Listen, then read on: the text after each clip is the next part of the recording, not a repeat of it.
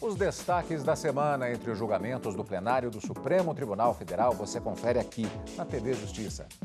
É o Plenárias que já está no ar.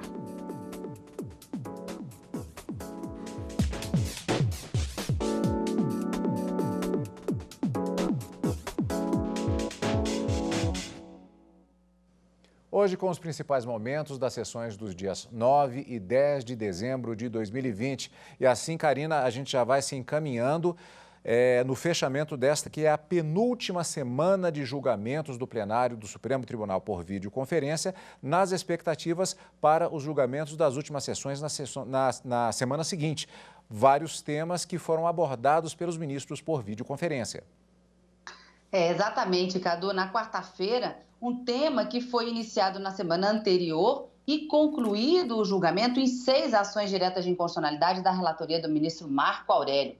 Os ministros acabaram decidindo que a Fazenda Pública não pode tornar indisponíveis os bens dos devedores, aquelas pessoas que devem alguns tributos para compeli-los a pagá-los, não pode tornar indisponível, mas pode lançar o nome dessas pessoas, por exemplo, no Serasa, no SPC, negativar o nome para compelir para que eles possam efetivamente pagar esses tributos. Essa foi uma decisão tomada na quarta-feira.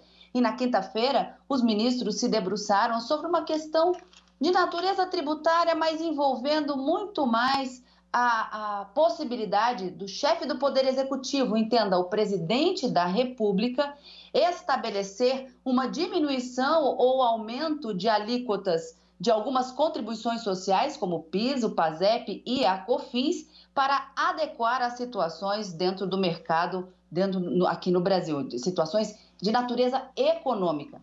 A discussão era saber se, para que haja uma redução ou restabelecimento dessas alíquotas das contribuições, é necessária uma lei editada pelo Congresso Nacional ou se, por delegação, pode o Poder Executivo, por meio de um decreto, um ato normativo infralegal, de natureza secundária, como diria o professor e ex-presidente da República Michel Temer, se ele pode estabelecer essa oscilação ainda dentro da lei. Os ministros decidiram que é constitucional, é possível, desde que fique dentro daquelas alíquotas fixadas pela legislação. Vamos acompanhar tudinho como foram esses 2 julgamentos no plenário desta semana.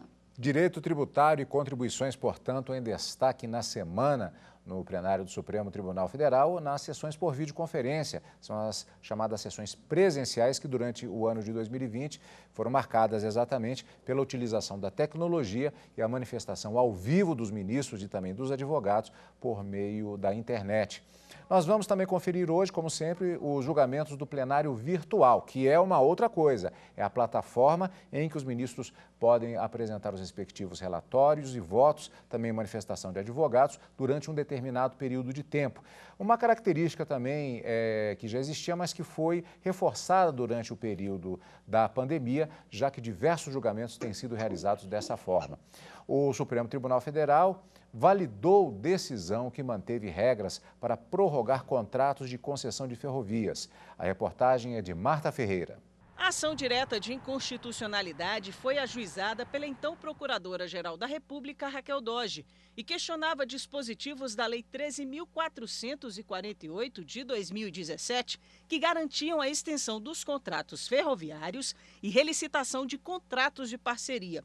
Em fevereiro, o atual Procurador-Geral da República, Augusto Aras, reformulou a posição da PGR e se manifestou pela improcedência do pedido. Ele explicou que desde 2018, quando a ADI foi ajuizada, as condições mudaram e que no final de 2019, decisão do Tribunal de Contas da União considerou mais vantajosa a prorrogação antecipada dos contratos em vez de iniciar novo processo licitatório com a obra em andamento. O julgamento ocorreu no plenário virtual. Por maioria de votos, vencido o ministro Edson Fachin, o plenário seguiu o entendimento da relatora, ministra Carmen Lúcia, e confirmou medida cautelar concedida em fevereiro, que definiu que a prorrogação dos contratos de concessão de ferrovias não afronta a licitação. Para a ministra, as normas previstas na lei da relicitação não violam os princípios constitucionais da eficiência, da razoabilidade, da impessoalidade, da moralidade e da competitividade. A ministra Carmen Lúcia entende que a lei questionada ajuda a definir critérios nos contratos para a concessão de ferrovias. Também não há impedimento legal que o concessionário seja atestado positivamente quanto aos critérios do serviço adequado e não seja quanto aos demais. Também no plenário virtual, o Supremo decidiu que é possível reconhecer falta grave do curso da execução penal. Quem explica para a gente essa decisão é a consultora jurídica da TV Justiça, Gisele Reis. De acordo com a decisão do STF, quando o condenado comete novo crime no curso da execução penal, é possível instaurar processo administrativo disciplinar para aplicação de falta grave. Isso significa que não há necessidade de se aguardar a finalização do processo crime referente ao novo crime que foi praticado. Dessa forma, o juiz da execução penal não precisa da sentença condenatória transitada em julgado para aplicação do regime disciplinar diferenciado previsto na Lei de Execução Penal. O ministro Edson Fachin, que é o relator do recurso extraordinário, que foi julgado pelo plenário virtual, esclareceu que nesses casos é importante que se garanta a ampla defesa e o contraditório. Na prática, o apenado deve ter a garantia da defesa técnica feita por advogado ou defensoria pública nos processos administrativos disciplinares. Este caso teve a repercussão geral reconhecida e a decisão que foi tomada pelo Supremo Tribunal Federal deverá ser replicada pelos juízes e demais tribunais de justiça espalhados pelo país. Os ministros do Supremo Tribunal Federal voltam a analisar em sessão plenária por videoconferência, agora sim vamos às sessões presenciais, a possibilidade de a Fazenda Nacional, de maneira administrativa, inscrever o nome de devedores nos serviços de proteção ao crédito e decretar a indisponibilidade de bens para pagamento da dívida. Vamos saber um pouco mais sobre o assunto antes de verificar como foi o julgamento. Os detalhes com a repórter Evne Araújo. O relator dos processos é o ministro Marco Aurélio, que foi o primeiro a votar na sessão passada, quando o assunto começou a ser analisado pelo plenário. O meio empregado, ainda que potencialmente adequado à obtenção do fim pretendido, qual é o fim? A satisfação do crédito tributário, revela-se ilegítimo por compelir coercitivamente, sob o ângulo político, o devedor ao adimplemento do débito existente, ao arrepio de princípios basilares da lei maior, tais quais o devido processo legal substancial, o livre exercício de atividades profissionais e econômicas lícitas e o direito à propriedade. As entidades que entraram com ações no Supremo Tribunal Federal alegam que a Constituição exige que seja aprovada a lei complementar para regular crédito tributário. Por isso, a Fazenda Nacional não pode adotar sanções administrativas por conta própria e nem pedir a indisponibilidade de bens para pagamento de dívidas sem decisão do Poder Judiciário. A Procuradoria-Geral da República se manifestou pela inconstitucionalidade das medidas adotadas pela Fazenda Nacional. Para Augusto Aras, elas desrespeitam o direito constitucional da propriedade e do devido processo legal. Vamos agora exatamente para as sessões presenciais em época de pandemia sendo realizadas por videoconferência. Na sessão da quarta-feira, dia 9 de dezembro, por maioria de votos, os ministros do Supremo Tribunal Federal decidem que a União não pode tornar indisponíveis bens de devedores por decisão administrativa sem ordem judicial. O entendimento resulta do julgamento de 6 ações ajuizadas pelo Partido Socialista Brasileiro e por entidades do setor econômico. Vamos acompanhar na reportagem de Marta Ferreira. São 6 ações diretas de inconstitucionalidade, em que se discute a possibilidade de a Fazenda Nacional poder administrativamente colocar o nome de devedores da União no serviço de proteção ao crédito e bloquear os bens desses contribuintes para garantir o pagamento dos débitos tributários a serem executados. O ministro Marco Aurélio, relator de todas as 6 ações, votou na semana passada. Para ele, essa permissão conferida em lei à Fazenda Nacional para inscrever o nome de devedores e bloquear bens é uma medida coercitiva, uma sanção política inadmissível sob a ordem constitucional e a jurisprudência consolidada pelo Supremo. Marco Aurélio votou pela inconstitucionalidade do artigo 25 da Lei 13.606 de 2018, na parte que instituiu esse procedimento tributário. A retomada do julgamento nessa quarta-feira foi com antecipação do voto do ministro Dias Toffoli. Ele abriu divergência, votando a favor de que a Fazenda Pública possa determinar a indisponibilidade de bens, independentemente de decisão judicial. No voto, Toffoli destacou que esse modelo de cobrança busca enfrentar a morosidade das execuções fiscais, que respondem a mais de 30% dos 78 milhões de processos que correm no Brasil. Disse ainda que a dívida ativa só se aperfeiçoa após o contraditório e ampla defesa no processo administrativo. E, inclusive, por súmula desse Supremo Tribunal Federal, só pode haver uma ação penal depois da conclusão desse contraditório administrativo. Ou seja, o contraditório vai se dar no âmbito da administração, sem prejuízo da contestação posterior, evidentemente, no Poder Judiciário, ou preventivo no Poder Judiciário, como nós sabemos que ocorre cotidianamente. O ministro Nunes Marques votou na mesma linha do relator ministro Marco Aurélio, contrário à indisponibilidade de bens, independentemente de decisão judicial. Os ministros Edson Fachin e Ricardo Lewandowski também seguiram o relator. Os ministros Gilmar Mendes, Luiz Roberto Barroso e o presidente ministro Luiz Fux votaram pela procedência parcial. Entenderam ser legítima a forma de averbação prevista na lei, mas que a indisponibilidade de bens exige ordem judicial. Eu estou considerando o inciso 1 inteiramente constitucional e, portanto, em relação a ele, julgo o pedido improcedente. E, em relação ao inciso 2, estou julgando o pedido procedente, em parte, para excluir a expressão final do dispositivo, onde se lê tornando-os indisponíveis. Por maioria de votos, o plenário julgou parcialmente procedente o pedido, vencidos os ministros Dias Toffoli, Alexandre de Moraes, Rosa Weber e Carmen Lúcia.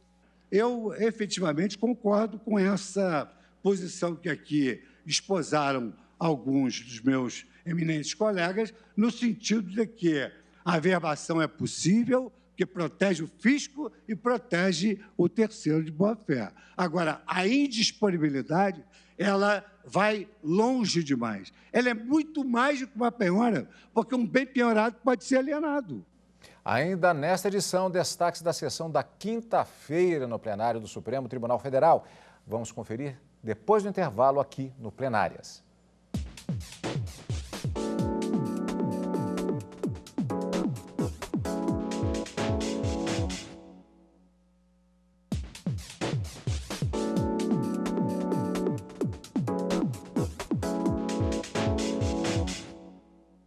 Plenárias está de volta daqui a pouquinho com os destaques da sessão plenária da quinta-feira no plenário do Supremo Tribunal Federal. Antes nós vamos voltar para a sessão da quarta-feira, porque como vimos no bloco anterior, por maioria de votos, os ministros do STF decidiram que a União não pode tornar indisponíveis bens de devedores por decisão administrativa sem ordem judicial. Bom, Karina, vamos conversar aqui agora com relação a esse assunto, já que, não pode haver a indisponibilidade dos bens, mas o nome do devedor, ele pode ser averbado em cartórios e órgãos relacionados à proteção ao crédito. Ou seja, ele não fica com a disponibilidade dos bens, mas o nome fica sujo na praça.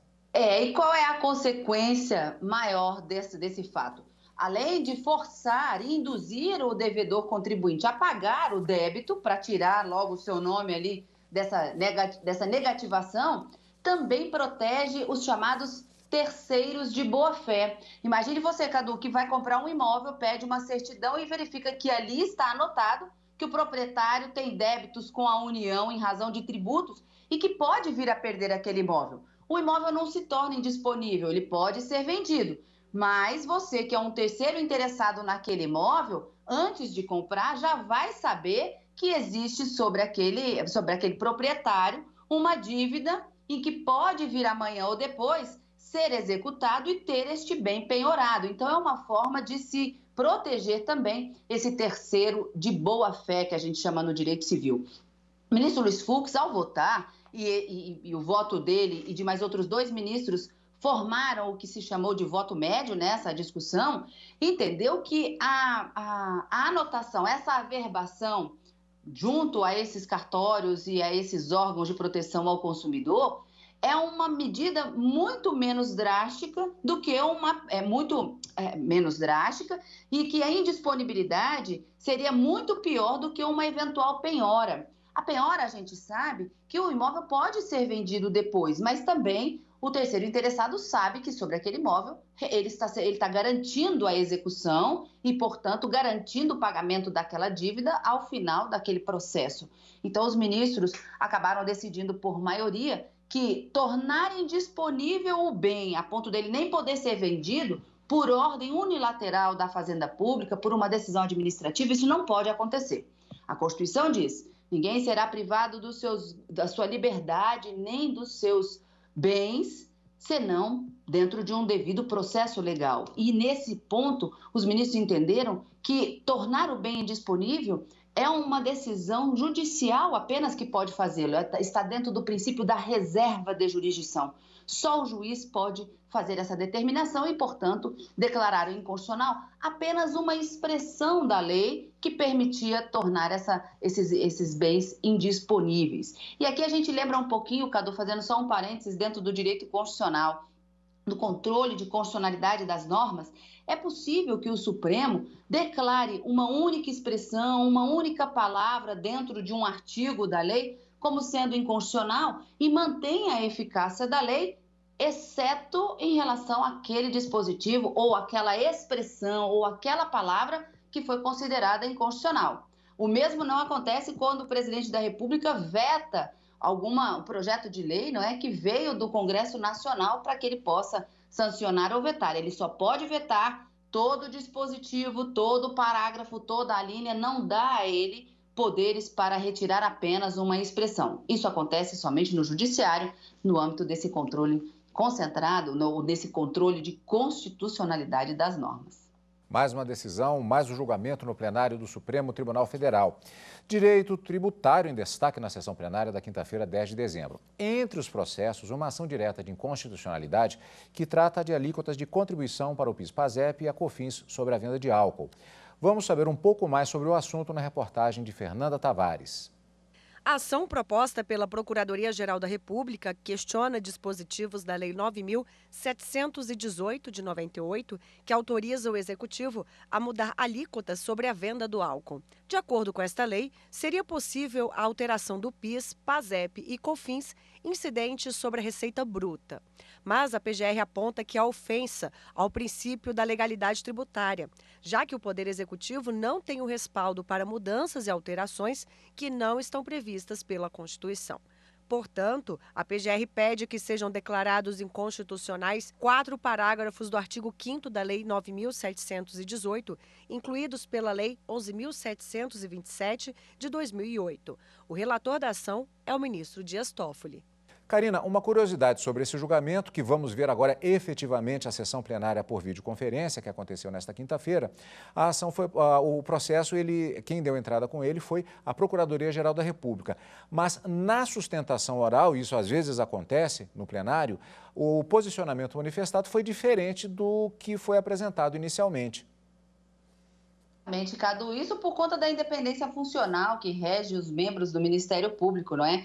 Quando da propositura dessa ação direta de inconstitucionalidade, que foi julgada essa semana, o Procurador-Geral da República, à época, entendia que essa possibilidade do Poder Executivo editar decretos para reduzir ou restabelecer essas alíquotas de PIS, PASEP e de COFINS era inconstitucional. Mas na sustentação oral que foi feita pelo vice-procurador-geral da República no dia do julgamento, ele se posicionou favorável a essa possibilidade na flexibilização, inclusive, do princípio da legalidade tributária, assim como decidiu o plenário do Supremo Tribunal Federal. Uma característica que não é raro da gente ver aqui no plenário da Suprema Corte, não é mesmo, Cadu?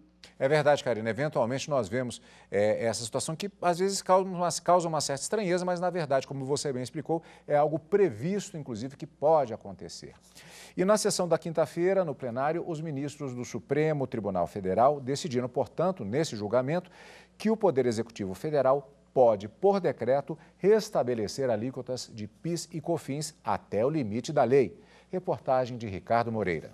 O julgamento se dá com base em 2 processos. Uma ação ajuizada pela Procuradoria-Geral da República contra dispositivos da Lei 9.718 de 1998 e que autorizam o Poder Executivo a fixar e alterar coeficientes do PIS e da COFINS que incidem sobre a receita bruta obtida na venda de álcool. E um recurso extraordinário contra a decisão que entendeu ser constitucional o decreto da Presidência da República que estabeleceu alíquotas de PIS e COFINS sobre receitas financeiras de um determinado grupo de pessoas jurídicas. No recurso extraordinário, a União defendeu que o Poder Executivo pode estabelecer as alíquotas por decreto. Se Vossas Excelências entenderem pela inconstitucionalidade do artigo 27, parágrafo 2º, o que realmente não se acredita, mas se assim o for, que defina uma tese de inconstitucionalidade desse dispositivo e de todos os decretos que derivaram deles. A consequência disso, logicamente, vai ser o aumento da carga tributária.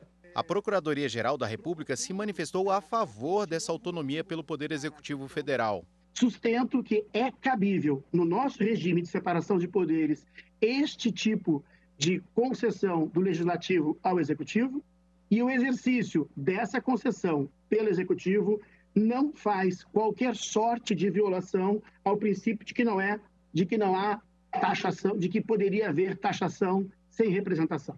Já o relator do recurso extraordinário, ministro Dias Toffoli, votou no sentido de que o Poder Executivo pode sim, por decreto, restabelecer as alíquotas de PIS e COFINS, mas propondo a seguinte tese. Julgo parcialmente procedente a ação direta para dar interpretação conforme a Constituição Federal aos parágrafos 8º e 9º do artigo 5º da Lei nº 9.718/98, incluídos pela Lei nº 11.727/2008, estabelecendo que as normas editadas pelo Poder Executivo, com base nesses parágrafos, devem observar a anterioridade nonagesimal prevista no artigo 150(3)(c) do texto constitucional. Quanto ao recurso extraordinário, nesse voto resumo, nego provimento ao recurso extraordinário. É constitucional a flexibilização da legalidade tributária, constante do parágrafo 2º do artigo 27 da Lei nº 10.865/2004, no que permitiu ao Poder Executivo, prevendo as condições e fixando os tetos, reduzir e restabelecer as alíquotas da contribuição ao PIS e da COFINS incidentes sobre as receitas financeiras auferidas por pessoas jurídicas sujeitas ao regime não cumulativo. No decorrer da sessão, a maioria dos ministros seguiu o voto de Dias Toffoli, ficando vencido o ministro Marco Aurélio. Assim, o plenário do STF acolheu a tese do relator no sentido de que é constitucional que o Poder Executivo possa flexibilizar, sob os limites do teto, as alíquotas fixadas por lei da contribuição ao PIS e COFINS incidentes sobre receitas financeiras de pessoas jurídicas. Karina, nas aulas de introdução ao estudo do direito, nós já aprendemos que há várias fontes do direito além da própria lei, como também os chamados princípios gerais de direito. Aqui, duas questões elas incidiram nesse julgamento de maneiras opostas. Houve uma flexibilização do chamado princípio da legalidade, mas os ministros eles entenderam pela aplicação plena do chamado princípio da anterioridade nonagesimal, um nome um pouco mais elaborado e rebuscado que você vai nos explicar agora do que é que se trata. É isso aí, Cadu. Nonagesimal tem a ver com o número 90, já fica um pouco mais fácil. Mas os ministros decidiram, então, sobre essa flexibilização do princípio da legalidade tributária, no sentido de que é possível delegar ao Poder Executivo, ao Presidente da República, portanto, que por meio de decreto flexibilize e altere essas alíquotas dessas contribuições de acordo com a conveniência e oportunidade que ele entender necessário para o mercado naquele momento. Isso teria sido dado pelo legislador, este poder ao chefe do Poder Executivo Federal. Então, houve essa flexibilização, não precisa de lei. Mas a observação que a gente tem que colocar aqui é de que o presidente da República, por meio de decreto, ele não pode criar uma alíquota nova. Não. A legislação estabelece um patamar mínimo e um patamar máximo, e ao presidente fica a discricionariedade para, por meio de decreto, baixar, reduzir ou reestabelecer, e aí majorar, dentro desta margem prevista na lei, as alíquotas dessas contribuições, PIS, PASEP e COFINS. O ministro Alexandre de Moraes, no voto dele, foi bastante didático e incisivo nesse sentido, acabou se formando, portanto, o entendimento do Supremo Tribunal Federal. Mas, ao final, o ministro Dias Toffoli, no seu voto, ele diz: tem que ser respeitado o princípio da anterioridade nonagesimal, que é íncito às contribuições, e a Constituição diz isso. Então, logo, vamos imaginar, haja um restabelecimento daquela alíquota anterior, aumentando, por exemplo, o valor dessa alíquota, o contribuinte não pode ser pego de surpresa. Esse princípio da anterioridade é também chamado princípio da não surpresa. Significa dizer que, uma vez que, por decreto, o chefe do Poder Executivo restabeleça a alíquota, aumentando, portanto, que a incidência dessa contribuição, o valor dessa contribuição em razão do aumento da alíquota, dentro da lei, vamos frisar, ela só pode ter início da sua cobrança 90 dias após a edição desse decreto, a publicação desse decreto. O contribuinte tem que saber que daqui 90 dias ele tem que se preparar para começar a pagar uma alíquota diferenciada. Não pode ser da noite para o dia. Hoje a alíquota é 0 e amanhã o decreto sai publicado e a alíquota sobe ali na margem de 1,5%, 1,6% ou de acordo com o que determinou o decreto. Não surpresa, só pode ser cobrada 90 dias depois. Princípio da anterioridade nonagesimal. Que fecha mais uma semana, penúltima, portanto, deste mês de dezembro e do ano, portanto, de 2020. Nós já temos, portanto, o encontro marcado na última semana de julgamentos do plenário do Supremo Tribunal Federal. Karina. É isso aí, Cadu, e com uma característica de toda a última semana no encerramento do ano judiciário aqui na Suprema Corte. As sessões plenárias serão quarta, quinta, à tarde, no período normal, a partir das 14 horas, e na sexta já tem uma extraordinária agendada e a gente vai acompanhar tudinho. Mas o encontro nesse final de semana é com plenárias. E você acompanha o Plenárias na TV Justiça, na Rádio Justiça e também pelo YouTube. Se preferir, direcione a câmera do seu celular para o QR Code que aparece aí no canto da tela e acompanhe o podcast Plenárias quando e onde quiser. Como sempre, obrigado pela sua companhia. E continue conosco na TV Justiça.